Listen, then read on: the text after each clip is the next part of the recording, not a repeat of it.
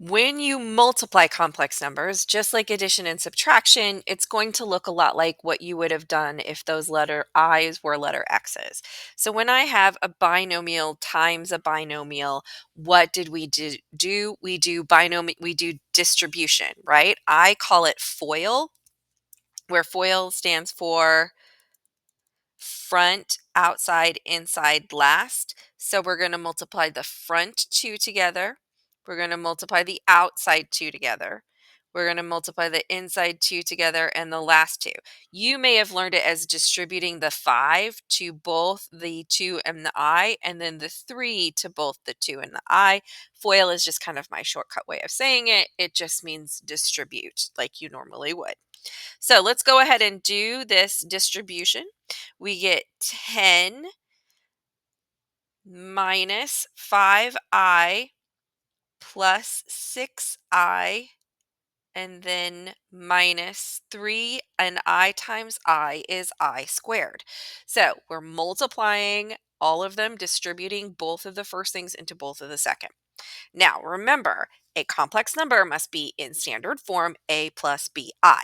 This is definitely not standard form, but what we learned in addition and subtraction is we can combine like terms. So negative 5i plus 6i, well, that's 1i or just I. And then we have this minus 3i squared, where the negative 3 is multiplied by the I squared. And what was the most important thing that we learned a couple of videos ago? Well, it's that I squared is equal to negative 1. And you can see now how that's going to help us get rid of that I squared. So all we have is numbers and i's. So 3 times I squared, those are multiplied. So we want to make sure that negative 3 is now multiplied by a negative 1. And now that'll give us 10 plus I. Negative 3 times negative 1 is positive 3. And when we collect like terms, we will get the final answer of 13 plus I, or 13 plus 1I. Let's try that again. A common mistake that I get when you have a binomial squared or something squared is that people think you can distribute a squared. That is not true. When you see a binomial squared, I want you to think, write it twice and multiply. What does something squared mean? If I have 5 squared, that means 5 times 5, right? Write it twice and multiply the 5 times 5. So what does it mean when I have 8 minus I squared? Well, that means 8 minus I times 8 minus I. And what do you see we need to do now? We need to distribute. We need to FOIL. So fronts, outsides, insides, lasts. Okay, negative I times negative I. Negative times a negative is positive. I times I is I squared. So we're adding an I squared here. You need to be careful. Are we multiplying or adding? Be very careful with those things. Well, what can we do? Well, these are both i's, so we can combine like terms. Negative 8 plus minus 8 is negative 16i. And then we are plus I squared. And what is I squared always equal to? Negative 1.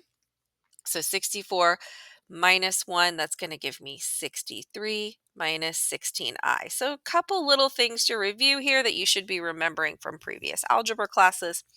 I don't do this problem anymore. Instead, I want to do one more quick problem with you. What if you had something like negative 3i times 4 minus 7i?